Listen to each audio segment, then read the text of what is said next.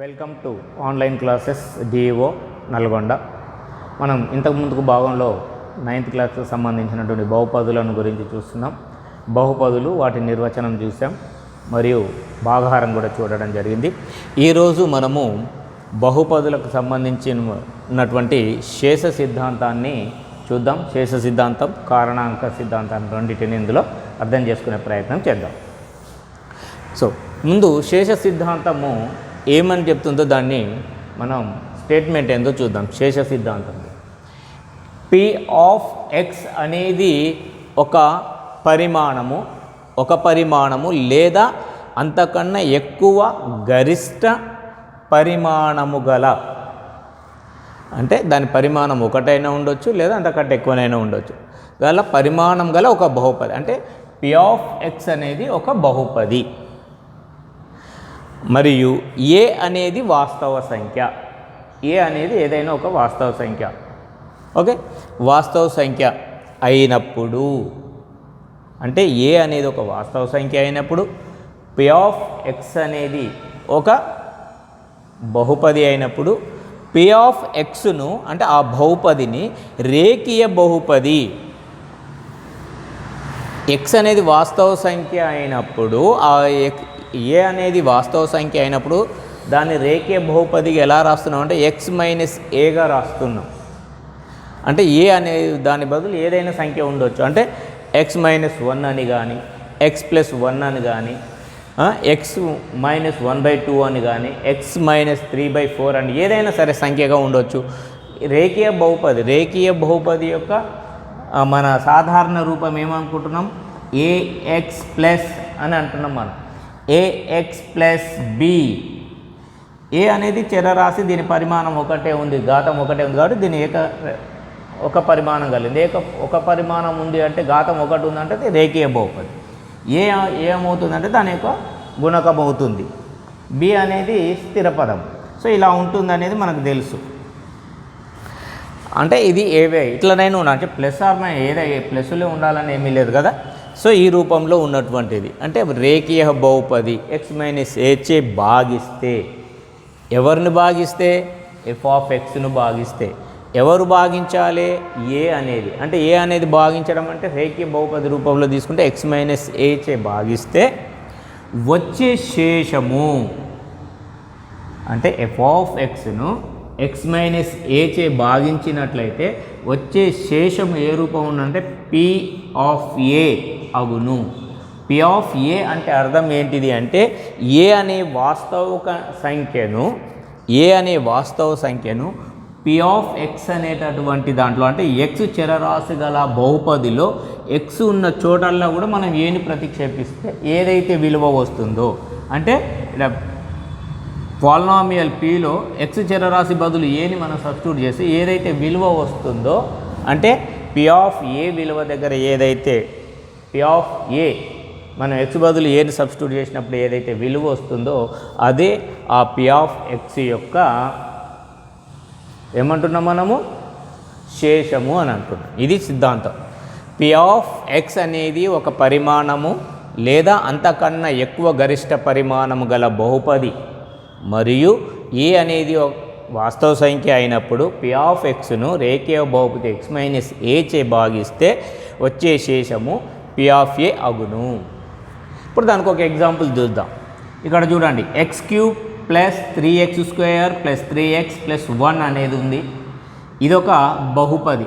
అంటే ఇక్కడ ఈ లెక్క దీని ప్రకారం చూస్తే పి ఆఫ్ ఎక్స్ అన్నట్టు ఇది. P of x is equal to ఏమంటే ఇక్కడ ఎవరిని తీసుకుంటున్నాను నేను, p of x is equal to అంటే x cube plus 3x² plus 3x plus 1 అంటే పి ఆఫ్ ఎక్స్ అనేది. చూడండి దీని పరిమాణం ఎంత ఉందంటే 3 గణం ఉంది. ఓకే, గణ బహుపదిగా తీసుకుంటాం. అయితే మరి ఏ అనేది వాస్తవ సంఖ్య. ఏ అనే దాని వాస్తవ సంఖ్య రేఖీయ బహుపది రూపంలో తీసుకుంటే ఏమైంది అంటే ఇక్కడ తీసుకునే ఇది రేఖీయ బహుపది ఎక్స్ ప్లస్ 1. ఇది రేఖీయ బహుపది. ఇందులో ఏ విలువ ఎంత అని తెలుస్తుంది మనకి. ఇక్కడ ఎక్స్ ప్లస్ 1 అని ఉంది. అంటే ఏ ఎక్స్ బదులు మనం ఏం సబ్స్టిట్యూట్ చేయాలి, -1ను సబ్స్టిట్యూట్ చేస్తున్నాం. అంటే ఏ ఈజ్ ఈక్వల్ టు ఇక్కడ ఏమైంది -1 అనేది. ఇక్కడ మనం ఈ రూపంలో చూస్తే ఎక్స్ మైనస్ ఏ చే భాగించినట్లయితే అన్న, అంటే దీన్ని నేను ఎలా రాసుకుంటున్నాను, ఎక్స్ మైనస్ ఆఫ్ మనం ఏమేమి రాయొచ్చు ఇక్కడ -1 అని రాసినాం అనుకోండి. ఆ రూపంలో రాస్తే ఏ విలువ ఏమైంది చూడండి, ఏ ఈజ్ఈక్వల్ ఇక్కడ ఏమైనట్టు -1 అయిపోయినట్టు. సో ఇది -1గా మనం తీసుకున్నట్టు. సో ఎక్స్ మైనస్ మైనస్ ఉంది, ఏ బదులు -1 ఉంది. లేదా ఇంతకుముందుకు చెప్పుకున్నట్లు x plus 1 is equal to 0 అయితే ఎక్స్ ఈజ్ ఈక్వల్ టు +1 అవతల పోతే ఏమవుతుంది -1. సో అట్లాగైనా తీసుకోవచ్చు. సో ఇప్పుడు x-1 చే భాగిస్తే వచ్చే శేషము P ఆఫ్ ఏ అగును. అంటే ఏ విలువ ఇప్పుడు ఏదనుకున్నాం మనం -1. అంటే ఇందులో ఎక్స్ ఉన్న చోటల్లా ఎక్స్కున్న ప్రతి చోట దానికి -1ను ప్రతిక్షేపించినట్లయితే, సో ఇది ఈ రూపంలో రాసుకున్నాం కదా. ఇప్పుడు ఇందులో ఏమొచ్చింది, -1 వచ్చింది. A is equal to x is equal మనకు దీని ప్రకారం చూసినా లేదా దీని ప్రకారం చూసినా ఎక్స్ ఈజ్ ఈక్వల్ టు ఏంటంటే -1. ఓకే, అర్థమవుతుంది. ఈ రూపంలో రాసినందుకేమో ఇట్లా ఉన్నది. యాక్చువల్గా వాడు ఇచ్చినటువంటి x+1 రూపంలో రాసుకుంటే దీని అవతలు తీసుకోపోతే ఇలాగా రాసుకున్నట్టు ఎక్స్ ఈజ్ ఈక్వల్ టు -1 అవుతుంది. ఇక్కడ చూడండి P ఆఫ్, ఇప్పుడు ఎవరిని రాయాలి, ఎక్స్ బదులుగా -1 రాసుకోవాలి. సో -1, అందుకని ఇక్కడ P ఆఫ్ ఏ అన్నాం. ఇక్కడ ఏ అనేది వాస్తవ సంఖ్య అయింది కాబట్టి ఏ అని రాసినాం. అదేవిధంగా ఇక్కడ చూడండి x-a అదే వాస్తవ సంఖ్య, ఇక్కడ -a ఉంది కాబట్టి ఇక్కడ +a రాస్తాం. ఎందుకు అవతలి పోయినప్పుడు ప్లస్ అవుతుంది కాబట్టి. అంటే సో ఇక్కడ ఏ సంఖ్య అయితే ఉందో దానినే ఇక్కడ రాస్తున్నాం. అదేవిధంగా x+1 అని ఇక్కడ ఉంది కాబట్టి దాన్ని ఇక్కడ రాస్తున్నాం. +1 ఉంటే -1, ఎందుకంటే ఈజ్ ఈక్వల్ టు అవతలి పోయినప్పుడు మారుతుంది కాబట్టి. అందుకని ఇదేమవుతుంది ఇక్కడ అంటే P ఆఫ్ ఏ అని అర్థం అన్నట్టు. ఇందులో is equal x-1 whole cube plus 3 of -1 square plus 3 of -1 plus 1. -1 whole cube means it is -1. -1 whole square అంటే +1 అవుతుంది. 3 1 3 +3 plus into minus minus 3 1 3. So +1 చూడండి, -3 +3 cancel, +1 -1 cancel is equal to 0. So P of -1 అనేది ప్రత్యేకం. చూడండి, P of x అనేటటువంటి ఈ బహుపదిని x+1 అనేటటువంటి రేఖీయ బహుపది భాగించినప్పుడు వచ్చిన శేషం ఎంత ఉంది, 0. ఓకే, 0 అవుతుంది. 0 అయింది. అందుకనే P of -1 is equal to ఎంత అని అర్థము, 0. P of -1 is equal to 0. ఈ P ఆఫ్ ఏ అగును ఏమవుతుంది, శేషం అవుతుంది. శేషం మీద P ఆఫ్ -1 అనేది శేషం అవుతుంది. అంటే ఇదే అవుతుందా అంటే కాదు, ఇది దేనికి సమానమో అది దాని విలువ, అంటే 0కి సమానం. అంటే దీని శేషం ఏమొచ్చింది, 0 వచ్చింది.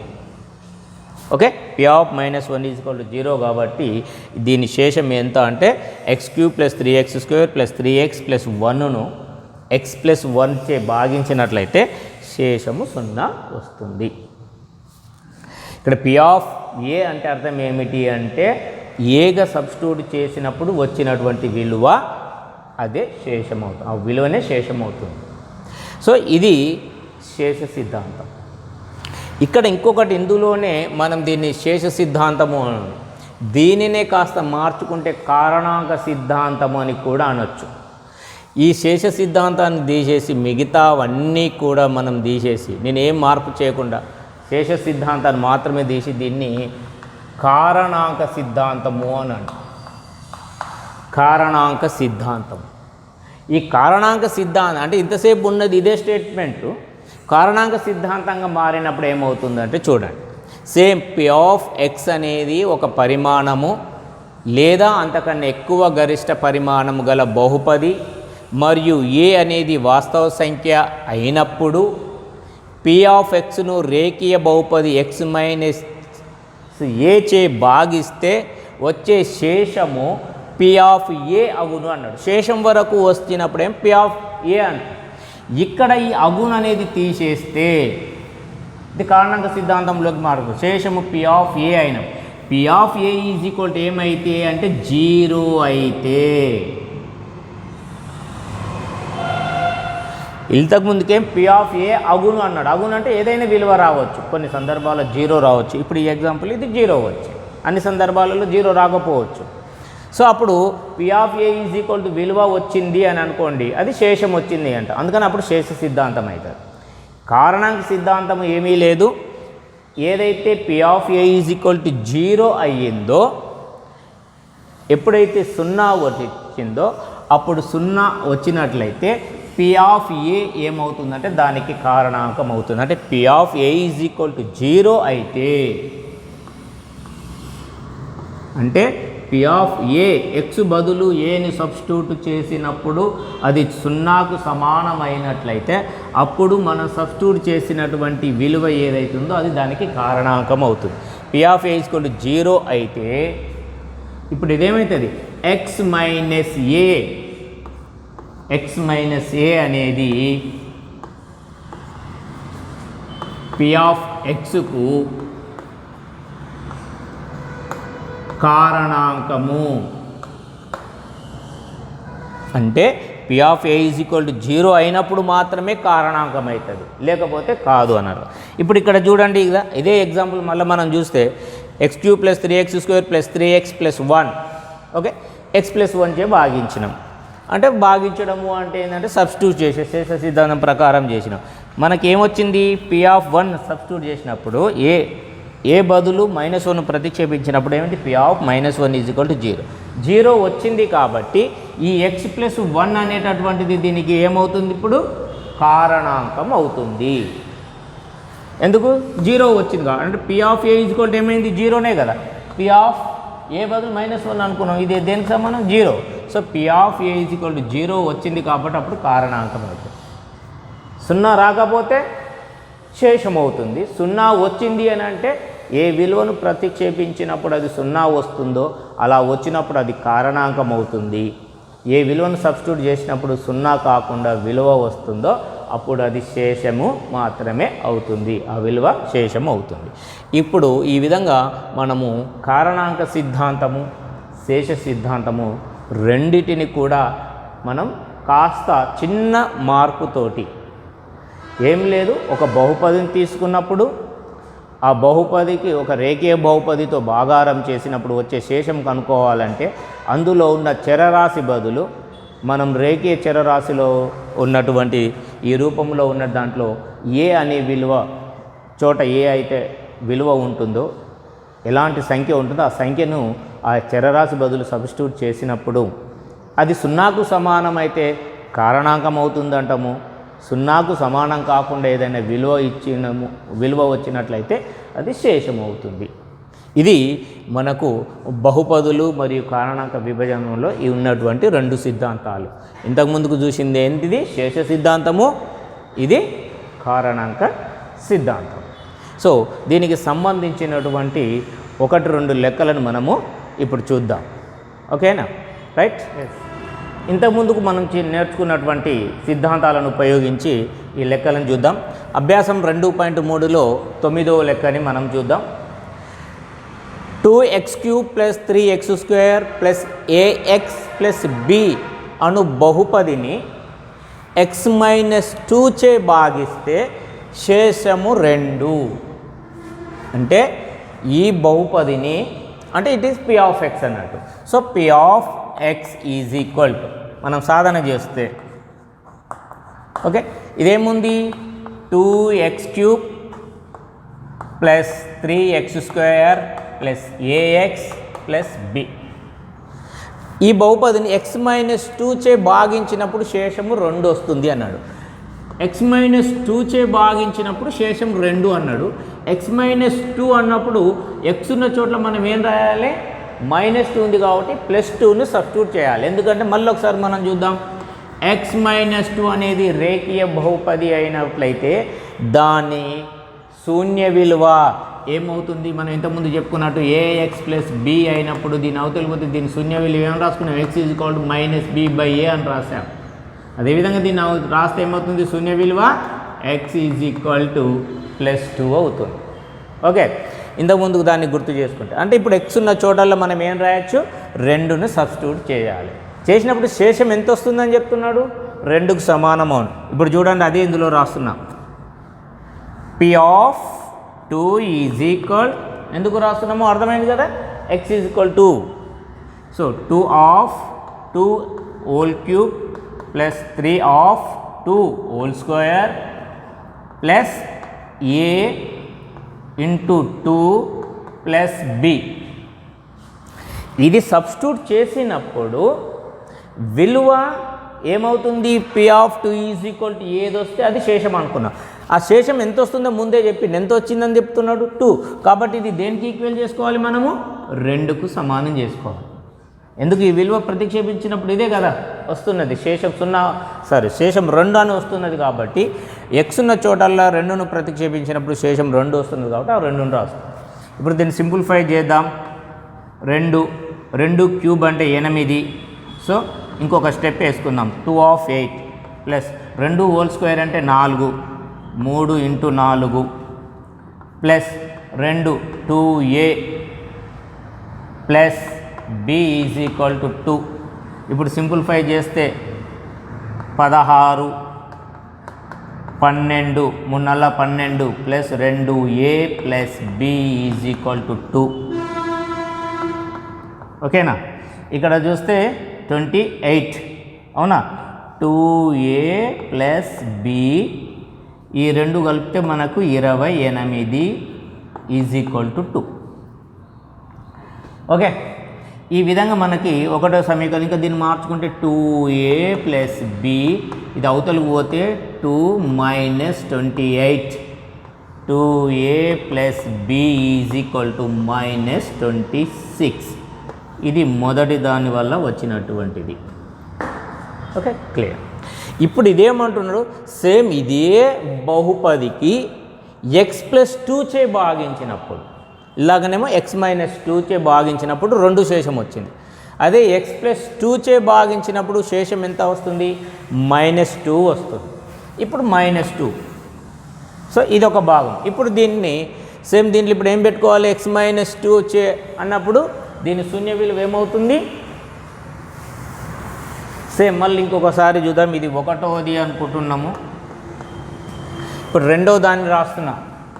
P(x) = 2x³ + 3x² + ax + b. x + 2 చే భాగించడము అంటున్నాడు.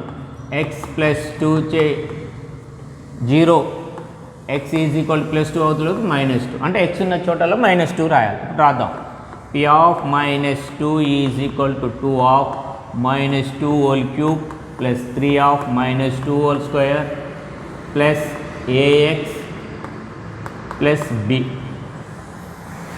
ఎప్పుడైతే ప్రతిక్షేపించినమో ఇక్కడ 2 x ఉన్న చోటల్లో -2 ప్రతిక్షేపించినమో అప్పుడు శేషం ఎంత వస్తుంది, -2 వస్తుంది, -2. దీన్ని సింప్లిఫై చేసినట్లయితే మనము -2³ అంటే -8 2(-8) + -2² అంటే +4 4 3లో 3 4 3(4) + -2 × a అంటే -2a + b = -2. 8 2లో 16 మైనస్ ఉంది కాబట్టి -16 + 12 -2a + b = -2. 16 మైనస్ ఉంది, ఇది 12 ఉంది కాబట్టి ఇక్కడ ఏమవుతుంది, మనకి 4 వస్తుంది, -4. So -4 -2a + b = -2. ఈ మైనస్ అవతలకి తీసుకుపోయినట్లయితే -2a + b = -2. ఇది అవతలకి పోయింది కాబట్టి +4 అయింది.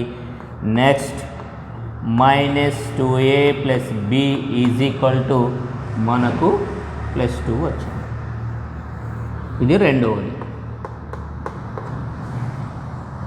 సో 1వది ఎక్స్ మైనస్ 2 చే భాగించినప్పుడు శేషం 2 వస్తుంది అన్నాడు కాబట్టి 2కి ఈక్వల్ చేసినాం. సింప్లిఫై చేస్తే 2a plus b is equal to minus 26 వచ్చింది. ఎక్స్ ప్లస్ 2 చే భాగించినప్పుడు -2 శేషము అన్నాడు కాబట్టి ఆ సమీకరణంలో ఎక్స్ ఉన్న చోటలో -2 చేస్తే దానికి సింప్లిఫై చేస్తే -2a plus b is equal to +2 వచ్చింది. ఇప్పుడు ఈ 1, 2లను మనం సాధించినట్లయితే ఇక్కడ కాస్త గమనించుకుంటే 1 మరియు 2లను సాధన చేయగా, ఓకే, సాధన చేసినట్లయితే చూడండి 2a plus b is equal to -26, ఇది 1వది, -2a plus b is equal to 2, ఇది 2వ సమీకరణం. ఈ రెండిటిని మనము సాధన చేసినట్లయితే, కూడుకున్నట్లయితే ఈ 2 క్యాన్సిల్ అయిపోయినవి. Plus b is equal to +2b అయ్యింది. ప్లస్ ఈ విధంగా కూడా దీన్ని చూస్తే -26లో 2 పోతే -24 ఉంది. ఓకే, ఇప్పుడు చూసి -24 b ఈజ్ ఈక్వల్ టు ఏమొచ్చింది -24, ఇది అవతల తీసుకపోతే 2 ఇక్కడ గుణిస్తుంది కాబట్టి యువతలకు వచ్చినప్పుడు భాగిస్తుంది. ఇది సింప్లిఫై చేసినాం. Is equal to -12, b is equal to ఏం తెలిసిపోయింది మనకి -12 అని తెలిసింది. So b is equal to -12. ఈ -12ను b విలువను తీసుకొచ్చి అందులో ప్రతిక్షేపించినట్లయితే b ఈజ్ ఈక్వల్ టు -12ని దేంట్లో ప్రతిక్షేపించినా సరే, మనం 1లో ప్రతిక్షేపించినా సరే, 2లో ప్రతిక్షేపించినా సరే మనకు ఏ విలువ తెలుస్తుంది. ఎందుకంటే ఏ బీలను కనుక్కోమను. సో b విలువ తెలిసిపోయింది. చూడండి, ఈ bని తీసుకొచ్చి నేను ఇందులో సబ్స్టిట్యూట్ చేస్తున్నాను. 2a plus b is equal to -12 కదా, -12 is equal to -26, 2a is equal to ఇది -12 కదా, ప్లస్ ఆఫ్ మైనస్ అవుతుంది. ఆ మైనస్ని అవతల తీసుకుపోతే ప్లస్ అవుతుంది కాబట్టి -26 ఈజ్ ఈక్వల్ టు +12 అవుతుంది. 26 నుంచి 12 పోతే 2a ఈజ్ ఈక్వల్ టు ఎంత అవుతుంది మనకి -14.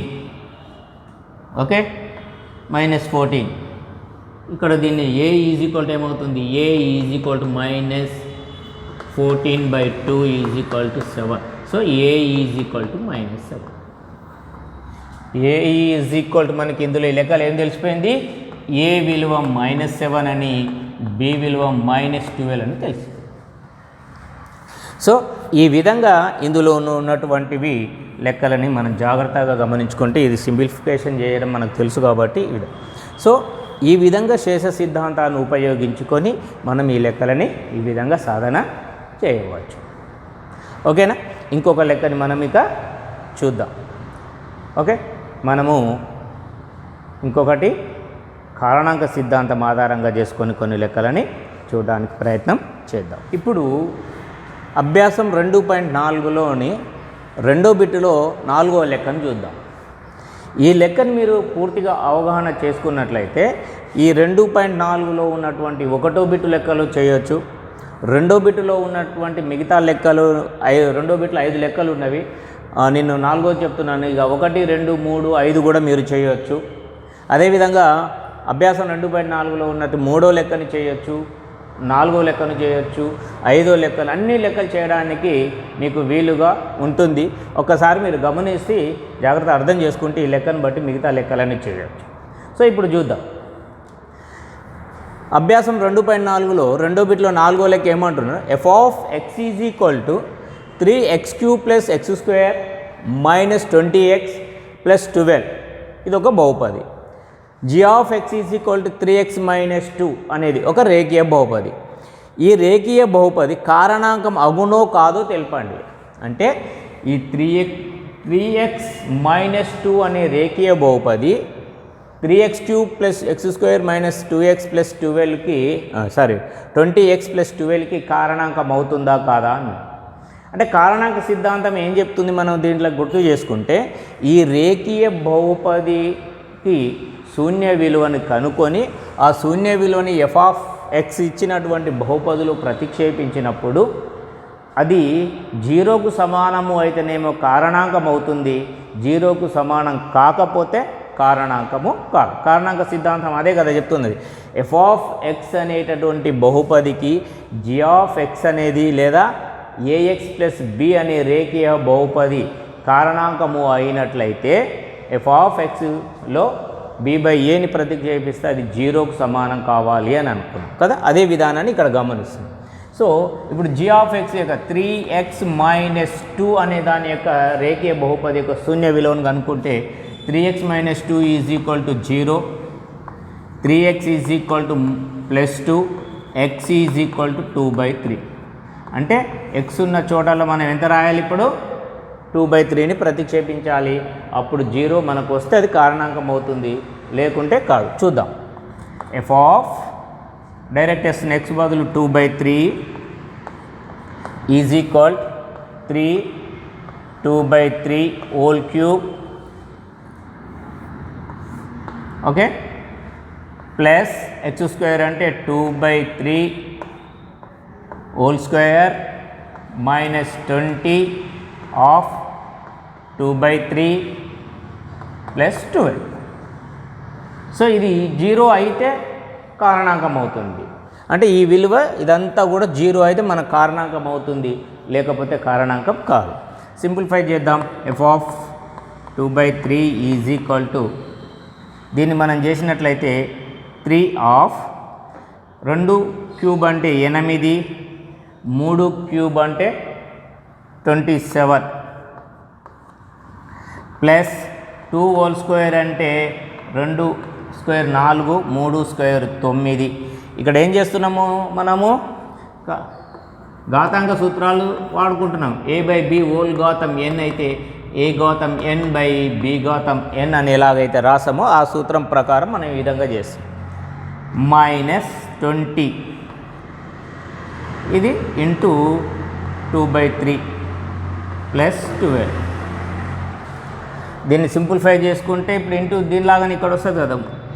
3 1 3 9 27. సో 8/9 ప్లస్ ఇది 4/9 మైనస్, ఓకే, ఇక్కడ మనకు కొట్టుడు పోయే అవకాశం ఏమీ లేదు కాబట్టి దీంట్లో మనం రాసుకున్నట్లయితే -40/3 ప్లస్ 12/1 అనుకుందాం. దీనికి ఇక్కడ ఏం లేదు అని అనుకుంటే /1గా మనం తీసుకున్నట్లయితే ఇక్కడ ఇదొక భిన్నం ఉంది, ఇదొక భిన్నం ఉంది, ఇదొక భిన్నం ఉంది, ఇదొక భిన్నం ఉంది. అంటే ఇక్కడ భిన్నాలు కూడిక ఉంది, తీసివేత ఉన్నది. దీన్ని సింప్లిఫై చేయాలి అని అనుకుంటే మనం ఏం చేస్తాం? దీనికి ఎల్సిఎం తీస్తాం. హారంలో ఉన్న వాటికి ఎల్సిఎం తీస్తాం. ఎల్సిఎం తీస్తే ఎంత వస్తుందో మనకు తెలుసు కదా. సో చూద్దాం. ఇక్కడ హారంలో ఉన్న వాటన్నిటిని చూసినట్లయితే 1 3 9 9 3తో పోతుంది అనుకుంటే 3 1 3 3 9 3 9. ఓకే, మళ్ళా సో 9 అనేది దీని ఎల్సిఎం. దీన్ని చేస్తున్న సింపుల్ 9 9 భాగారం చేస్తే 1 వస్తుంది. ఆ 1ని 8తో గుణిస్తే 8 1 8. సింపుల్గా మనము భిన్నాల కూడిక తీసివేతల ధర్మాన్ని ప్రకారం చేస్తే ఇది +4. ఓకే, 3తో 9ని భాగిస్తే 3 వస్తుంది. 3ని మళ్ళీ 40ని చేసుకున్నట్లయితే 12 అంటే -120 ప్లస్ 1ని 9తో చేసినట్లయితే 9 భాగఫలం.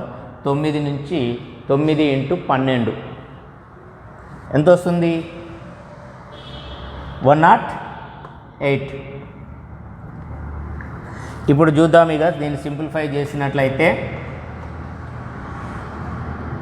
108 ప్లస్లో ఉంది, ఇది ప్లస్లో ఉంది, ఇది ప్లస్లో ఉంది కదా. మొత్తం ప్లస్లో ఉన్నాయి. 108 ప్లస్ 4 112 120.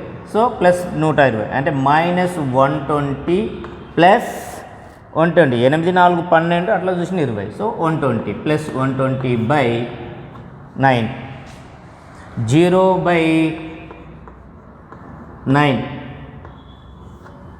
0ని దేంతో కూడా మనము బాగా నిర్వచించలేదు కాబట్టి ఇది 0గా మనం తీసుకున్నట్లయితే దీనితోటి మనం 9ని 0తో చేసినట్లయితే ఏమవుతుంది? 0నే కదా ఆన్సర్. 0 9 0 0. సో 0 ఆన్సర్ వచ్చేసి భాగఫలం 0 వచ్చింది. కాబట్టి మనం ఇది 3x - 2 అనేది f(x)కి ఏమవుతుంది? ఇప్పుడు కారణాంకము అవుతుంది. ఎందుకు మనకు ఇది f(2/3) పెట్టినప్పుడు దేనికి సమానమైంది? 0కు సమానమైంది. దీన్నే సిద్ధాంతంలో మనం ఏమనుకున్నాం? f(a) = 0 అయినప్పుడు అని అన్నాం. సో ఇది 0కు సమానమైంది కాబట్టి ఇది దీనికి ఇక్కడ కారణాంకం అవుతుంది. మీరు ప్రయత్నం చేస్తే ఈ లెక్కల్ని అర్థం చేసుకొని మీరు చేస్తే 1వ బిట్ లెక్కలు చేయొచ్చు, 2వ బిట్లో మిగిలిన లెక్కలను చేయొచ్చు, 3వ లెక్కను చేయొచ్చు, 4వ లెక్కను చేయొచ్చు. ఇందులో ఉన్న ప్రతి లెక్కని అర్థవంతంగా మనము చేసుకోవచ్చు. అంటే ఇక్కడ ఏమేసుకోవాలని ఇంతకుముందు చెప్పిన చాప్టర్లోనే మనం గమనించినాం. మనకి ఏమి ఇచ్చిండు, ఏం చేయమన్నాడు, అంటే ఏం కనుక్కోవాలి, దానికి ఉపయోగపడే సూత్రం ఏంటిది, ఈ ప్రశ్నలకు ఆన్సర్స్ వెతుక్కుంటూ మనం చెప్పినటువంటి సిద్ధాంతాలని చెప్పిన ఎగ్జాంపుల్ లెక్కలను చూసుకుంటూ మిగతా లెక్కలన్నీ కూడా మీరు సాధన ఈజీగా చేయగలుగుతారు. ఓకే, ఇంకొక లెక్కను మనం ఇందులో చూద్దాం. ఇప్పుడు మనము ఎక్సర్సైజ్లోని ఇంకా కొన్ని లెక్కలు చేయాలి అని అంటే మనం ఇది ఒకటి చూద్దాం. ఇది వెరీ ఇంపార్టెంట్, మనకు చాలా చోట్ల ఉపయోగపడుతుంది. రేపు 10th క్లాస్కి పోతే బహుపదులు ఉపయోగపడుతుంది, వర్గ బహుపదులు ఉపయోగపడుతుంది మనకి. ఓకే, కాబట్టి ఒకదాన్ని చూద్దాం. ax² + bx + c వర్గ బహుపది. ఎందుకు వర్గ బహుపది చెప్పండి? దీనికి ఘాతాంకం ఎంత ఉంది? 2. ఘాతాంకం 2 ఉంటే వర్గ బహుపదే అని మనం నేర్చుకున్నాం. అందులో దీని కండిషన్ ఏంటంటే a ≠ 0. ఏ అనేది ఎప్పుడు కూడా 0 ఉండకూడదు. మైనస్లో అయినా ఉండొచ్చు కానీ 0 మాత్రం కాకూడదు. సో ఇఫ్ ఒకసారి ఆలోచించండి, ఇది 0 అయింది అనుకో, ఈ టర్మ్ అంతా 0 అవుతుంది. అప్పుడు ఇదేమైంది? రేఖీయ బహుపది అవుతుంది. అందుకని ఆ కండిషన్ ఏం చెప్తున్నాం? a ≠ 0 అంటున్నాం. అన్నప్పుడు మాత్రమే వర్గ బహుపది అవుతుంది. ఇందులో మళ్ళీ ABC అనేవి ఏదో అంటే స్థిర సంఖ్యలు. ABCలు అనేటివి ఏంటంటే స్థిర సంఖ్యలు, అంటే వాస్తవ సంఖ్యలుగా తీసుకుంటాం. యాక్చువల్గా చెప్పాలంటే వీటిని A అంటే ఎవరంటే x² యొక్క గుణకము అని, B ఎవరు అంటే x గుణకము అని కూడా అంటాం. సో ఇక్కడ స్థిరాంకాలు అంటున్నామంటే వాస్తవ సంఖ్యలు. ఇలాంటి వర్గ బహుపదిని కారణాంక విభజన ఎలా చేస్తాము? ఇది ఇంపార్టెంట్. మనకు చాలా లెక్కల దగ్గర మనం ఇది ఉపయోగపడుతుంది. సో కారణాంక విభజన ఏ విధంగా చేస్తారో మనం తెలుసుకుందాం. అయితే ఏదైనా ఒక దానికి కారణాంకాలు అయినవి అని అంటే, ఉదాహరణకి 12 ఉంది, 12 ఉంది అనుకుందాం. 12కి 3 ఒక కారణాంకం, అవునా? ఎందుకు కారణాంకం అంటే చూడండి, 12ని 3తో చేస్తే 3 నల్ల 12 అంటున్నాం. శేషం 0 వచ్చింది కాబట్టి, మనకు 0 వచ్చింది కాబట్టి 3 అనేది దీనికి కారణాంకం అవుతుంది. అదేవిధంగా 4 కూడా ఏమవుతుంది? 4 కూడా మరొక కారణాంకం. ఓకే, ఇవి 2 కూడా కారణాంకాలు. ఒక సంఖ్యకి 2 కారణాంకాలు అయితే వాటి లబ్ధము వాటికి సమానంగా ఉంటుంది. అంటే 12 ఏమని రాయొచ్చు? 3 × 4. 3 అనే కారణాంకమే, 4 అనే కారణాంకం, వాటి లబ్ధము ఆ సంఖ్యకు సమానము అవుతుంది. ఓకే, ఇప్పుడు ఆ విధంగానే చూస్తే ఇప్పుడు ax² + bx + c అనేదానికి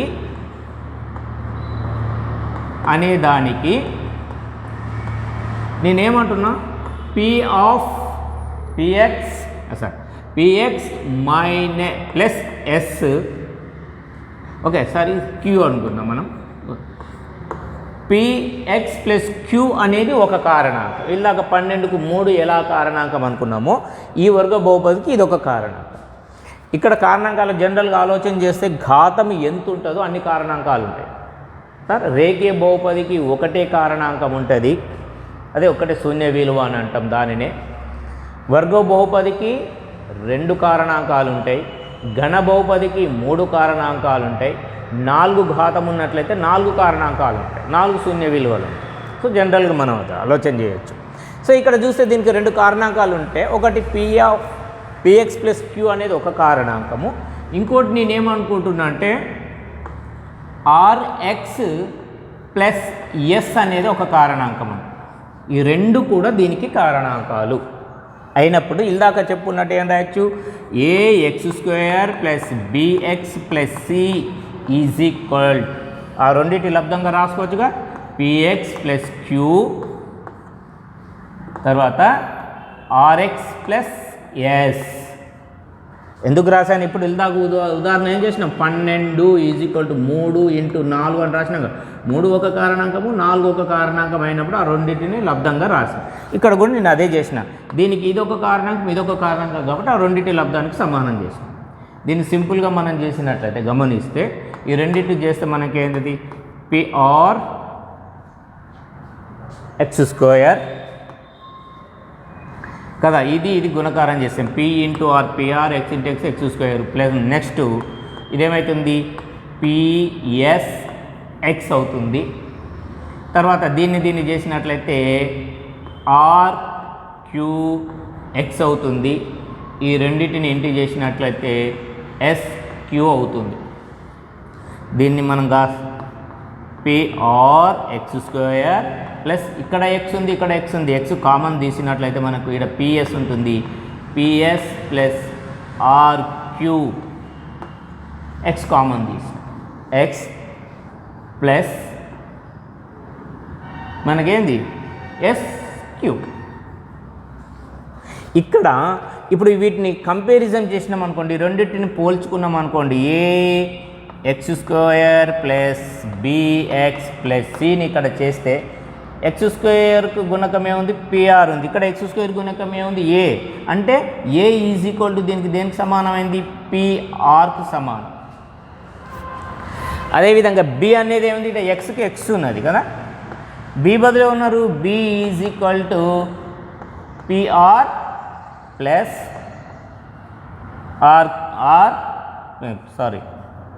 PS RQగా ఉంది.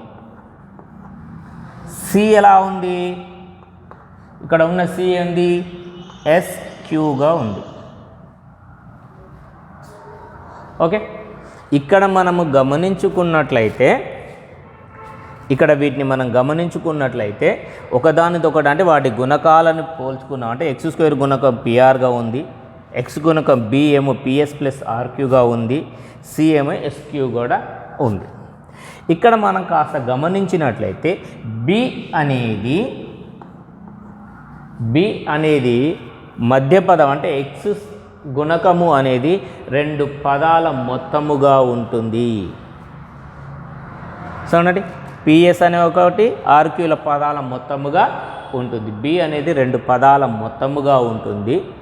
అదేవిధంగా వాటిది మనం లబ్ధముగా చూస్తే అది అదే పదాల యొక్క లబ్ధముగా SQ ఉంటుంది. సో ఇక్కడ అంటే ఇక్కడ ఏం తెలుస్తుంది, వర్గ బహుపదిలో x యొక్క గుణకము 2 పదాల లబ్ధముగాను, C అనేది ACల లబ్ధముగా ఉంటుంది. అంటే ఏవైతే Bకి 2 పదాలుగా మనము మొత్తంగా రాస్తున్నామో ఆ రెండింటిని మనము గుణిస్తే మళ్ళీ A ఇంటూ C అవుతుంది. అంటే ఉదాహరణకి ఇక్కడ చూద్దాం వీటి. సో ఇది ఉంది కదా, ఇప్పుడు ఈ రెండింటిని గుణకారం చేద్దాం. ఇది 2 పదాలు, B అనేది దేనికి సమానం ఉంది, PS ప్లస్ RQగా ఉంది. వీటి లబ్ధాన్ని తీద్దాం, 2 పదాల మొత్తం ఇది 2 పదాల మొత్తం.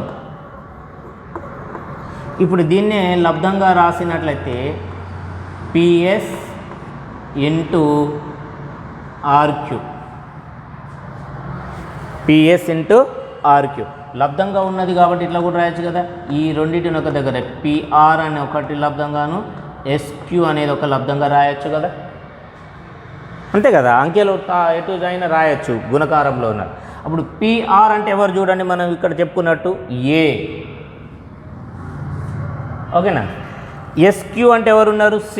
SQ ఎవరు, C. A ఇంటూ C లాగా ఉంది. అంటే ఇక్కడ ఇదేమో 2 సంఖ్యల లబ్ధం, 2 సంఖ్యల లబ్ధం.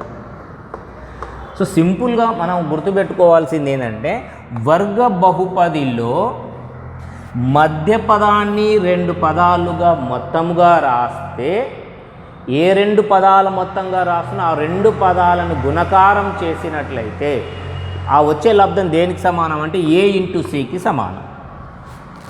ఏ ఇంటూ సిల యొక్క లబ్ధానికి సమానంగా ఉంటుంది. అంటే బి అనేది రెండు పదాల మొత్తము బికి సమానము, ఆ బి యొక్క రెండు పదాల లబ్ధము ఏకి సమానం. ఇక్కడ అదే రాస్తున్నాం, బిని రెండు పదాల లబ్ధం అంటున్నాం, పిఎస్ ఇంటూ ఆర్క్యూ అనేది. ఇది దేనికి సమానమైంది? ఏ ఇంటూ సికి సమానమైంది. పిఎస్ ఆర్క్యూలు ఎవరు? బిని రెండు పదాల మొత్తంగా రాయబడిన పదాలు. అంటే సింపుల్గా అర్థం చేసుకోండి, ఏఎక్స్ స్క్వేర్ బిఎక్స్ ప్లస్ సిలో ఎక్స్ యొక్క గుణకమును రెండు పదాల మొత్తముగా రాస్తాము. ఆ రెండు పదాల మొత్తము గుణకారము దేనికి సమానము? వర్గ సమీకరణంలో ఏ ఇంటూ సికి సమానం. ఏ అంటే ఎవరు? ఎక్స్ స్క్వేర్ యొక్క గుణకము, సి అంటే స్థిరాంకం యొక్క గుణకం, స్థిరాంకం యొక్క పదం.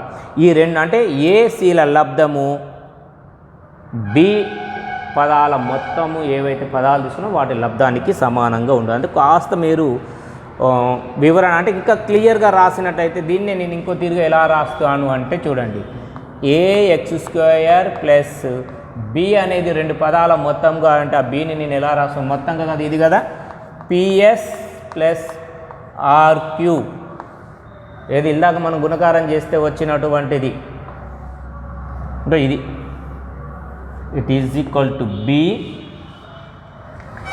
ఎస్క్యూ ఏమైంది మనకు? ఏసీ అయింది కదా. ఇది ఎస్క్యూని మనం ఏం రాసినాం? ఏసీ అని రాసినాం కదా. సో ఇది సి అవుతుంది అని అర్థం. అంటే ఇదే పదాలను గుణకారం చేసి ఈ విధంగా వస్తుంది. ఈ రెండిటి లబ్ధం p s into r q it is equal to s q. So a x square plus p x plus c x into మనం దానిలాగా రాస్తున్నాం, ఏ ఇంటూ సిగా రాస్తున్నాం. అంటే సింపుల్గా అర్థం చేసుకోవాలి. మళ్ళీ ఒకటికి రెండు సార్లు మీరు గమనించుకోండి. బిని రెండు పదాల మొత్తముగా రాస్తున్నాము. ఏ రెండు పదాల మొత్తంగా రాస్తున్నాం వాటిని గుణించినట్లయితే అది దేనికి సమానం అవుతుంది అని అంటే వర్గ సమీకరణంలో ఏ ఇంటూ సికి సమానం అవుతుంది. మరి ఏ ఇంటూ సిల లబ్ధము అంటే ఏ అంటే ఎక్స్ స్క్వేర్ యొక్క గుణకము, సి అంటే స్థిరాంకం యొక్క లబ్ధానికి సమానం అవుతుంది. ఇప్పుడు దీన్ని ఆధారంగా చేసుకొని మనం కొన్ని లెక్కలని చేయాల్సి ఉంటుంది. ఆ లెక్కలు ఏంటివో మనం ఇప్పుడు ఒకటి రెండు లెక్కలని చూద్దాం ఇప్పుడు. సో ఇప్పుడు ఇంతకుముందుకు మనం చెప్పుకున్నట్టు వర్గ బహుపదిని ఏ విధంగా విభజించాలి, కారణాంకాలుగా ఎలా విభజించాలనే దాన్ని ఉదాహరణకి ఇక్కడ చూద్దాం. 4x square plus 4x minus 3 అనేది ఉంది. దీనిని విభజించేటట్టు చూస్తే మనకేముంది? ఇక్కడ బి అని ఉంది. A is equal to 4, b is equal to కూడా 4, సి ఈజ్ ఈక్వల్ టు -3 ఉంది. బి అనేది ఎలా ఉంటుంది అంటే రెండు పదాల మొత్తంగా ఉంటుంది. బికి ఏవైతే రెండు పదాలు ఉంటుందో వాటి లబ్ధము ఏ ఇంటూ సిగా ఉంటుంది. అంటే a into c is equal to b పదాల లబ్ధం. అంటే బికి రెండు పదాలుగా ఏవైతే ఉన్నాయో వాటి పదాల లబ్ధం. ఫర్ ఎగ్జాంపుల్ బి యొక్క రెండు పదాల మొత్తం ఎక్స్ ప్లస్ వై అని అనుకున్నాం అనుకోండి. ఏ ఇంటూ సి దేనికి సమానం అవుతుంది? A into c is equal to b పదాల మొత్తం ఎక్స్ ప్లస్ వై కలిపి బి అయింది అనుకో, వాటి లబ్ధం అంటే ఎక్స్ ఇంటూ వై. సో ఇప్పుడు ఆ విధంగా చూస్తే ఇక్కడ దీంట్లో ఏముంది చూడండి, B is equal to 4, C is equal to -3, A is equal to 4 ఉంది. అంటే బి ఈజ్ ఈక్వల్ టు దేనికి కావాలి? ఏ ఇంటూ సికి సమానం కావాలి. ఏ ఇంటూ సి. బి అంటే ఎలా ఉంది? 4 ఈజ్ ఈక్వల్ టు ఏ అంటే 4, సి అంటే -3. So 4 is equal to 4 12 -12. ఈ 4 అనేదాన్ని రెండు పదాల మొత్తంగా రాయగలగాలి మనం. అంటే ఈ 4ని అంటే బి అనేది ఎట్లా రెండు పదాలుగా విడిపోతుంది అనుకున్నాం కదా, ఉండాలిగా రెండు పదాల మొత్తముగా. అంటే ఒక పదం ఎక్స్ ఒక పదం వై అయితే ఈ 4 ఎలా రాస్తాం? ఎక్స్ ప్లస్ వై అని రాస్తాం. ఈ రెండు గుణకారం చేస్తే దీనికి సమానం కావాలి కాబట్టి x ఇంటూ y అని రాస్తాను. సో అదే విధంగా చూస్తాను. ఇప్పుడు నేను ఏం చేస్తాను అంటే ఈ 4 ఏవైనా రెండు పదాల మొత్తముగా రాస్తే నాకు -12గా అంటే అవే పదాలను గుణకారం చేస్తే మళ్ళీ -12గా రావాలి. అలాంటి అవకాశాలు ఏమున్నాయి చూద్దాం. ఉదాహరణకి నేను దీన్ని ఇన్ని అవకాశాలు చూస్తున్నా. 1 + 3 అని తీసుకున్నాను అనుకోండి, రెండు పదాలు మొత్తంగా రాసి మరి గుణకారం చేస్తే ఎంత కావాలి? 12 కావాలి. అవుతుందా? 1 × 3 చేస్తే 12 వస్తుందా అంటే కాదు. సో ఇది మనకు ఉండే అవకాశం కాదు. నెక్స్ట్ 2 + 2 తీసుకున్నాం అనుకోండి. ఇప్పుడు 2 × 2 చేసినాం అనుకోండి 12 కావాలి కానీ 4 అవుతుంది. ఇది కూడా కాదు. ఈ విధంగా ఆప్షన్స్ అన్నిటిని మనం గమనించుకుంటూ పోతే 2 -2 + 6 తీసుకున్నట్లయితే మనకేమొస్తుందో చూడండి. +6లో నుంచి 2 పోతే 4 అంటే 2. ఈ 4 అనే దాన్ని -2 + 6గా రాశాను. ఇవే సంఖ్యలను తీసుకుంటే మనకు -12 కావాలి చూడండి. -2 × 6 తీసుకుంటే ఏమొచ్చింది? ఆ 2లో 12 -12 వచ్చింది. అంటే ఇక్కడ ఉన్న ఈ 4 అనే దాన్ని మనం ఎలా విభజన చేయొచ్చు? -2 + 6గా విడగొట్టేస్తే మనకి ఇది సరిపోతుంది. ఈ విధంగా దాని కారణాంకాలుగా వస్తాయి. సో ఇప్పుడు దాన్ని నేను విడగొడితే చూడండి, దీన్ని రాస్తున్నాను నేను ఇప్పుడు ఇక్కడ 4x² + 4x - 3. దీన్ని ఇలా రాస్తున్నా నేను 4x² ప్లస్ దీన్ని ఎలా రాయొచ్చు అనుకున్నాం? 6x, ఓకేనా? లేదా -2x, 4ని 2గా విడగొట్టినాం ప్లస్ 6గా ప్లస్ 6x. చూడండి -2x + 6x మనకేమైంది? +4x వచ్చింది. మైనస్, ఓకే, ఇక్కడ ఇది ఉంది 3 కదా, 4 12 వచ్చేటట్టు ఉంది, 2లో 12గా వచ్చేటట్టుగా ఉంది. సో ఈ విధంగా దాన్ని విడగొట్టేస్తాం. ఈ పదాలను విడగొట్టేసిన తర్వాత దీంట్లో చూడండి, ఇలా 2 ఉంది, ఇందులో x ఉంది కాబట్టి 2x కామన్ తీస్తున్నాను నేను.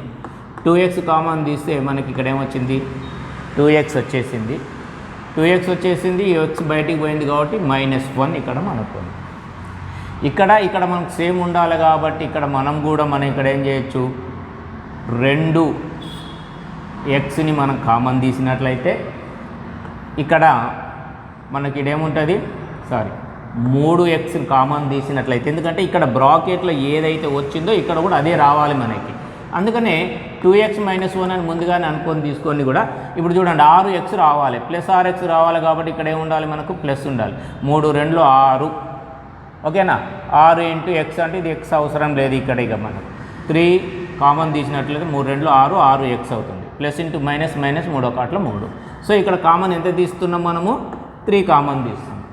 ఇప్పుడు ఇందులో ఇది సేమ్ ఉంది కాబట్టి 2x - 1 అనేది ఒక కారణాంకము. తర్వాత 2x ఇక్కడ కామన్ తీసిన పదము 2x, ఇక్కడ కామన్ తీసిన పదము +3. ఇవి దీనికి కారణాంకాలు. అంటే 4x² + 4x - 3ని కారణాంకాలుగా రాస్తే 2x - 1 2x + 3గా మనం విడగొడతాం. ఈ విధంగా వర్గ బహుపదులని కారణాంకాలుగా విడగొట్టి ఇది వెరీ ఇంపార్టెంట్ అయినటువంటి సింపుల్. వర్గ బహుపదుల కారణాంకాలు విడగొట్టడము అంటే ఏంటంటే మధ్య పదము x యొక్క గుణకం ఏదైతుందో అది 2 పదాల మొత్తముగాను, ఆ 2 పదాల మొత్తము యొక్క లబ్ధము a × cకు సమానము అయితే మనము అది కారణాంక విభజన చేయడానికి వీలుగా ఉంటుంది.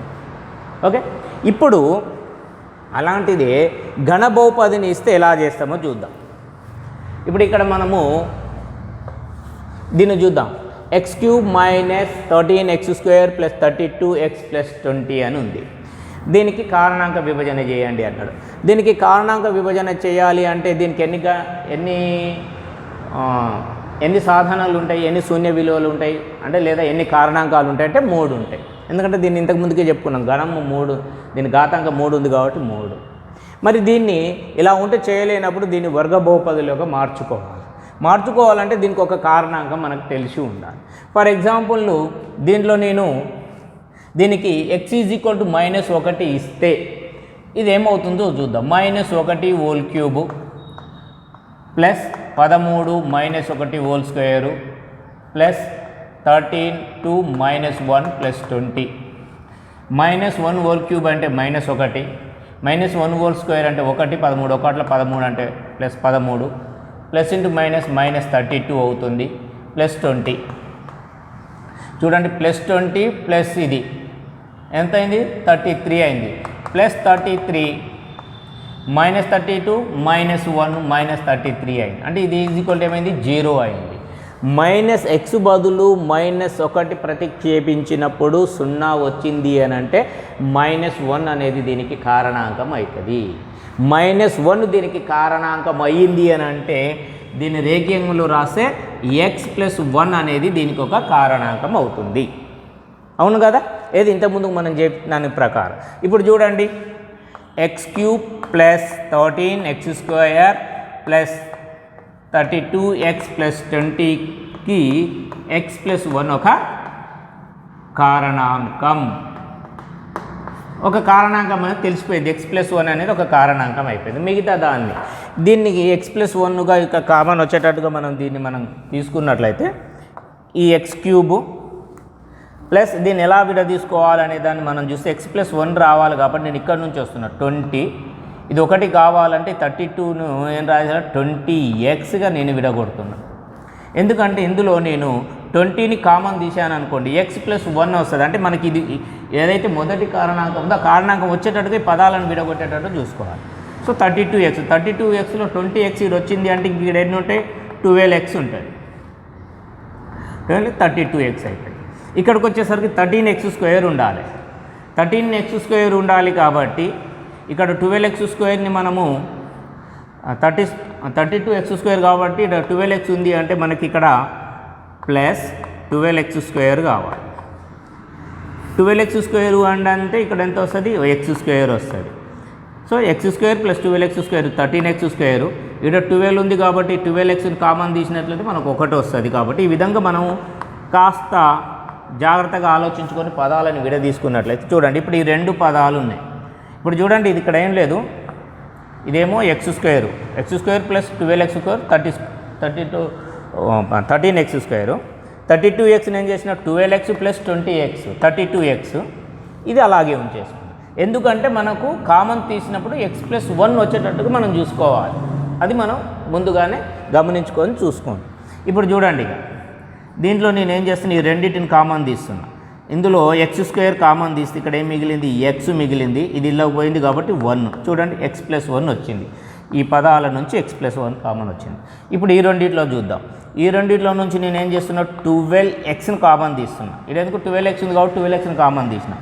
12x² 12x పోతే ఇక్కడ x ఉంది. ఇది పోయింది కాబట్టి ఇక్కడ +1. చూడండి x+1 వచ్చింది. మళ్ళీ ఇక్కడ కూడా అలాగే ఉండాలి కాబట్టి +20ని కామన్ తీసిన నేను. +20 కామన్ తీసిన x+1. చూడండి x+1 వచ్చింది. అన్నిట్లో కామన్ ఉంది కాబట్టి x+1 కామన్ తీసిన. మిగిలినది ఎవరున్నారు x² ప్లస్ 12x ప్లస్ 20. అవునా, ఇది x+1 అనేది ప్లస్ ఇది ఒక కారణాంకంగా ఉంది. ఇప్పుడు ఇది ఇందాక మనం ఇక్కడ చెప్పుకున్న దాని ప్రకారం దీన్ని విడగొట్టుకోవాలి. అంటే ఇక్కడ ఏం చేయాలి a = 1 ఉన్నది, b = 12 ఉన్నది, c = 20 ఉంది. a ఇంటూ c అంటే ఏంది a into c = a = 1 20 c = 20 కాబట్టి ఇక్కడ మనకి ఎంత వచ్చింది a ఇంటూ c = 20. b = 12 కదా, b = 12 కాబట్టి ఇప్పుడు ఏం కావాలి మనకు b = a ఇంటూ c కావాలి. అంటే b అనేది ఎంత ఉంది 12 ఉంది. కూడితే 12 కావాలి అంటే ప్లస్ చేసినప్పుడు 12 కావాలి, ఇంటూ చేసినప్పుడు 20 కావాలి. ఆ విధంగా మనం వీటిని చూస్తే ఇంతకు ముందుకు ఆడ చెప్పుకున్న దాని ప్రకారంగా చూస్తే ఇప్పుడు ఇక్కడ చూద్దాం. ఇక 6 ఇది 12, ఇది గుణకారంలో 20 కావాలి, కూడితే 20 వచ్చేవి. అందుకని ఇక్కడ ఏం చేస్తున్నాం ఇక్కడ ప్లస్ గుర్తు పెడుతున్నాము. అంటే కూడితే 12 వచ్చేటట్టుగా, ఇంటూ గుర్తు పెడుతున్నా అంటే గుణకారం చేస్తే 20 వచ్చేటట్టుగా మనం చూసుకోవాలి. ఆ విధంగా రాస్తే ఆప్షన్స్ ఏమున్నాయో చూద్దాం. 1 ప్లస్ 11 12 అయింది, కానీ 1 ఇంటూ 11 అవుతుంది. ఇది కావద్దు మనకి,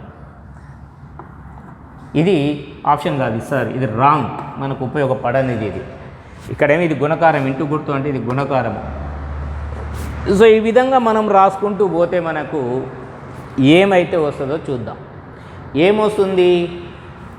2 ప్లస్ 10. 2 ప్లస్ 10 చూస్తే 12 వచ్చిందంటే కూడిక చేస్తే 12. ఇవే వాటిని తీసుకొని గుణకారం చేయండి. 2 ఇంటూ 10 గుణకారం చేసిన అవే సంఖ్యలు తీసుకొని ఇక్కడ 2 10 20 వచ్చింది. సో ఇది మనకు కావాల్సిన ఆప్షన్.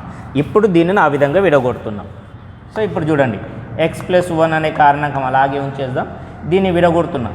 x² ప్లస్, ఇప్పుడు ఎవరిని విడగొట్టాలి? మధ్య పదాన్ని విడగొట్టాలి. 12xని ఎలా? 2x ప్లస్ 10xగా విడగొట్టాలి. 2x plus 10x plus 20. x+1 x² plus, ఇప్పుడు ఇక్కడ మనం కారణాంకాలుగా విడ తీసుకుంటే ఇక్కడ x కామన్ తీస్తాం అనుకోండి. x కామన్ తీస్తే మనకు 2 వస్తుంది. ఓకే, మళ్ళీ x కామన్ తీస్తే x+2 వచ్చేస్తుంది. ఇక్కడ ఎవరిని కామన్ తీయాలి మనము? 10ని కామన్ తీస్తే +10 కామన్ తీస్తే x+2 వస్తుంది. చూడండి, 10 ఇంటూ x 10x 12లో 20. ఇప్పుడు ఇక్కడ x+1 అనేది ఇంతకుముందు దాంది, ఇక్కడ x+2 ఉంది, ఇక్కడ x+2 ఉంది కాబట్టి x+2, ఇక్కడ కామన్ తీసిన x, ఇక్కడ కామన్ తీసిన +10, ఈ రెండు కలిపి ఇది ఒకటి. సో దీనికి దీనికి కారణాంకాలు ఎవరెవరు? x+1 x+2 x+3. ఈ విధంగా వీటిని కారణాంకాలుగా మనం అర్థమైంది కదా. ఫస్ట్ ఏం చేసినాము? దీనికి x -1 పెట్టి మనం ప్రతిక్షేపించన చేస్తే 0 వచ్చింది. అంటే x -1 అయినప్పుడు దీనికి ఒక కారణాంకం ఉంది. -1 అయింది అంటే దీన్నే రేఖీయ సమీకరణంగా రాస్తే +1. అందుకని x+1 అనేది ఒక కారణాంకం అని తీసుకుంటాం. x+1 ఒక కారణాంకం వచ్చిన దాని తర్వాత మనము ఈ మళ్ళీ వర్గ సమీకరణాన్ని ఏ విధంగా కారణాంకాలుగా విడగొడుతున్నామో ఆ విధంగా విడగొట్టుకోవడానికి ప్రయత్నం చేయాలి. ఇక్కడ ఆప్షన్స్ చూసుకోవాలి. ప్లస్ చేస్తే ఇలా రావాలి, గుణిస్తే ఇవే ఇవే అంకెలను తీసుకున్నప్పుడు ఎలా వస్తుంది అనేది మనం ప్యాటర్న్ తయారు చేసుకొని ఆ విధంగా చేసుకుంటే ఈ విధంగా ఎలాంటి లెక్కలనైనా మనము మొత్తము సాధించడానికి వీలవుతుంది. ఇవి కూడా ఎక్సర్సైజ్లో ఉన్నటువంటి లెక్కలని నేను తీసుకొని చెప్పడం జరిగింది. ఇంకా కొన్ని ఉదాహరణలు మీరు లెక్కలను చేసుకొని సొంతంగా చేసుకోవడానికి ప్రయత్నం చేయండి. ఇక మనకి ఇలా నెక్స్ట్ వచ్చినప్పుడు మనం బీజీయ సమాసాలు, దానికి సంబంధించినటువంటి ఇంకా కొన్ని ఎక్సర్సైజ్ లెక్కలు ఉన్నాయి. 1-2 లెక్కలని మనం సూత్రాల ద్వారా ఎలా లెక్కలు చేస్తామో 1-2 లెక్కలు తీసుకొని ఈ చాప్టర్ని మనం కంప్లీట్ చేసుకుందాం. ఇక మనకు ఈ బహుపదులలో చివరి చాప్టర్లోకి వచ్చిన మనకు 6th నుంచి మనం కొన్ని సూత్రాలు నేర్చుకుంటున్నాము. బీజగణిత సర్వ సమీకరణాలు మనందరికీ తెలుసు. x+y², దీన్ని a+b² మనం నేర్చుకుంటున్నాం. x+y² x² + 2x + y², x - y² x² + 2x - 2xy - y², x+y into x - y అయితే a² - y², x+a into x+b అంటే వర్గ సమీకరణ రూపంలో ఇదొక కారణాంకం ఇదొక కారణాంకం అయితే x² + a + b of x + a into c, x+y = అయితే a³ + y³ x³ + y³ + 3xy of x+y minus అయితే x - y = x³ - y³ - 3xy of x - y. ఇవి బీజగణిత సర్వ సమీకరణాలు మనందరికీ మొదటి నుంచి తెలిసినవే. వీటిని ఆధారంగా చేసుకొని మనం 1-2 లెక్కలను చేసి చూద్దాం. అభ్యాసం 2.5లో 1వ బిట్లో ఒక లెక్కను మనం చూసినట్లయితే చూడండి, x+5 ఇంటూ x+2 ఉంది. అంటే వీటిని గుణకారం చేయడము అని అంటే ఒక వర్గ బహుపది యొక్క 2 కారణాంకాలు అన్నట్టు. ఓకే, ఆ విధంగా చేయొచ్చు అనుకో. లేదా ఇంటూ చేసి ఇందులో మొదటి పదాన్ని ఇంటూ చేసి x ఇంటూ x డైరెక్ట్గా రాస్తున్నాను నేను. x+5 x+2 చేస్తూ ఈ 2 పదాలను రాసిన x into x X square. అదేవిధంగా ఇందులోని మొదటి పదాన్ని ఇందులో రెండో పదంతో ఇంటూ చేస్తున్నాం. ఇంటూ ఎక్స్ ఇంటూ, ఇప్పుడు మనం ఇంటూ చేసేటప్పుడు మొదటి నుంచి కూడా గుర్తుపెట్టుకోవాల్సింది ఏంటంటే 3 స్టెప్స్ గుర్తుపెట్టుకోవాలి. మీకు అందరికీ తెలిసే అనుకుంటున్నాం, కాకపోతే ఒకసారి రిపీట్ చేసుకున్నాం. ఫస్ట్ గుణకారం చేసే ఎక్కడైనా సరే గుణకారం చేసేటప్పుడు ఈ 3 స్టెప్స్ని చూసుకోవాలి. ఫస్ట్ ఏం చేయాలి అంటే ఫస్ట్ స్టెప్లో గుర్తులను గుణకారం చేయాలి. గుర్తులను గుణించాలి ఫస్ట్. రెండవది వాటికి స్థిర సంఖ్యలు ఉంటే వాటిని గుణకములు అంటాం. స్థిర సంఖ్యలు లేదా గుణకములు అంటే గుణకములను గుణించాలి రెండో స్టెప్. మూడవది చరరాశులు. మూడవ స్టెప్లో చరరాశులను గుణించాలి. ఇది బాగా గుర్తుపెట్టుకుంటే ఎక్కడైనా వేసుకోండి. చూడండి ఇక్కడ ప్లస్ ఇంటూ ప్లస్ అయింది. దీని గుణకం 1, దీని గుణకం 1, 1 ఇంటూ 1 అయిపోయింది. తర్వాత చరరాశులు ఎక్స్ ఇంటూ ఎక్స్ స్క్వేర్ ఘాతాంక సూత్రాల ప్రకారం రాస్తాం. ఇప్పుడు ఇదే విధంగా దీని గుర్తు ప్లస్, దీని గుర్తు ప్లస్ ఇంటూ ప్లస్, దీని గుణకం 1, దీని గుణకం 2, 1 2. చరరాశులు చూస్తే దీనికి చరరాశి ఉంది, దీనికి లేదు కాబట్టి ఎక్స్. ఈ పదంతో అయిపోయింది. ఇందులో ఉన్న 10 పదంతో చేయాలి కాబట్టి నెక్స్ట్ దీంతో చేద్దాం. గుర్తులు చూడండి, దీని గుర్తు ప్లస్, దీని ముందట ఏం గుర్తు లేదు అంటే ప్లస్ కదా, ప్లస్ ఇంటూ ప్లస్. దీని గుణకం 5, దీని గుణకం 1, 5 1 5. ఓకే, దీనికి చరరాశి లేదు, దీనికి చరరాశి ఉంది కాబట్టి ఎక్స్. దీంతో అయిపోయింది. ఇప్పుడు మరి ఇదే పదాన్ని తీసుకొని దీన్ని కూడా చేయాలి కాబట్టి ప్లస్ ఇంటూ ప్లస్. దీని గుణకం 5, దీని గుణకం 2, 5 2 10. దానికి చరరాశి లేదు, దీనికి చరరాశి లేదు కాబట్టి దాని విలువ అది. ఇప్పుడు దీన్ని చూడండి, ఎక్స్ స్క్వేరు, ఇది 5x, ఇది 2x, ఇది 5x, రెండింటిని కూడితే plus 7x. 7x plus 10 simple. ఇవి ఎక్స్ స్క్వేరు, ఈ 2 పదాలు, ఇది 5 ఉంది, ఇది 2 ఉంది, 7x ప్లస్ కూడా చేసుకోవచ్చు. ఇది గుణకారం చేసే పద్ధతి, మనం ఈజీగా చేసుకోవచ్చు. నెక్స్ట్ ఇక్కడ ఇంకో లెక్కను చూద్దాం. 3 వీటిలో లెక్క ఉంటే 16x square 2xy square 24xy plus 9y square ఉంది. దీన్ని సిమిలర్గా మనం గమనించుకున్నట్లయితే మనకు x ప్లస్ y స్క్వేర్ లాగా అనిపిస్తుంది. ఇక్కడ ఉన్న సంఖ్యలను గమనించుకుంటే మనము వీటిని స్క్వేర్గా రాసుకోవడానికి వీలవుతుంది కదా. 4ని 16 ఉంది కాబట్టి దీన్ని 4 హోల్ స్క్వేర్గా రాస్తాం. 4 whole square X square plus 24xy plus ఇక్కడ దీన్ని తీసుకున్నట్లయితే 3 whole square Y square. Just మన గమనములో చూసుకోవాలి వాటిని. ఇప్పుడు దీనికి ఒకటే కలిపి రాసుకుంటే 4x square plus 24xy plus 3y whole square. ఎలా రాశాను గుర్తుందిగా, ఘాతాంక సూత్రాల ప్రకారం రాశాను. A b into power of n ఉంటే a power of n into b power of n. ఇలా ఉంటే ఇలా రాస్తాం, ఇలా ఉంటే ఇలా రాస్తాం కాబట్టి ఆ విధానంలో ఇక్కడ రాశాను నేను. అవునా? సో ఇక్కడ రాసే. ఇప్పుడు చూడండి, ఇది ఏ స్క్వేర్ గాను, ఇది బి స్క్వేర్ గాను, లేదా ఇది ఎక్స్ స్క్వేర్ గాను, ఇది వై స్క్వేర్గా కనిపిస్తుంది. ఇక్కడ ఏముండాలి, 2ab లాగా ఉండాలి. దాన్ని ఇలా రాస్తే ఇట్ ఈజ్ రాస్తే 4x స్క్వేర్ ప్లస్ 2 ఆఫ్, ఇది మొదటి పదంగా అంటే 4x గాను ఇంటూ ఇది రెండో పదముగా అంటే 3y గాను రాస్తే మళ్ళీ ఇవి దీనికి సరిపోవాలి. చూద్దాం. 4 3 ఇంటూ చేస్తే 4 3లో 12, 12 2 24. సో 24 వచ్చేసి 24 ఇంటూ xy వచ్చేసి సో ప్లస్ 3y స్క్వేర్. ఇది A plus B whole square సూత్రాన్ని మనకు కనిపిస్తున్నది. సో ఇక్కడ ఈ విధంగా రాయడం జరుగుతుంది. X plus Y whole square మొదటి సిద్ధాంతం. కాస్త మనం ప్రాక్టీస్ చేసి వాటిని గమనించుకుంటే మనకు ఆ విధంగా అవి తెలుస్తుంది.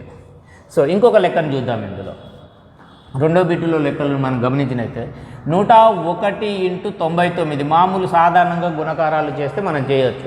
కానీ సూత్రాన్ని ఉపయోగించినట్లు చూస్తే ఇది 100 కంటే ఒకటి ఎక్కువ ఉంది, ఇది 100 కంటే ఒకటి తక్కువగా ఉంది. కాబట్టి దీన్ని ఏం రాస్తున్నా అంటే 2 పదాలుగా రాస్తున్నా. 100 + 1 రాయొచ్చు కదా, 101 ఇంటూ దీన్ని రాస్తున్నా నేను 100 - 1 అని రాస్తున్నా 99. అంటే ఇక్కడ 100 + 1 ఇంటూ 100 - 1 అంటే మనకు ఏముంది, ఇక్కడ ఏ సూత్రమో చూసుకోండి, X plus why X minus Y ఉంది. అంటే ఒకటో పదం రెండో పదం కూడిక ఒకటి, ఒకటో పదం నుంచి రెండో పదం తీసేస్తే వచ్చే పదంలో గుణకారం. అలా రాస్తే ఏమైంది, మొదటి పదం యొక్క వర్గము రెండో పదం యొక్క వర్గంలా భేదము అని రాసినట్టు. అంటే మొదటి పదం ఎవరు 100, దాని వర్గము. రెండో పదం ఎవరు 1, 1 యొక్క వర్గం. అందులో నుంచి మొదటి పద వర్గాన్ని నుంచి రెండో పద వర్గాన్ని తీసేయాలి.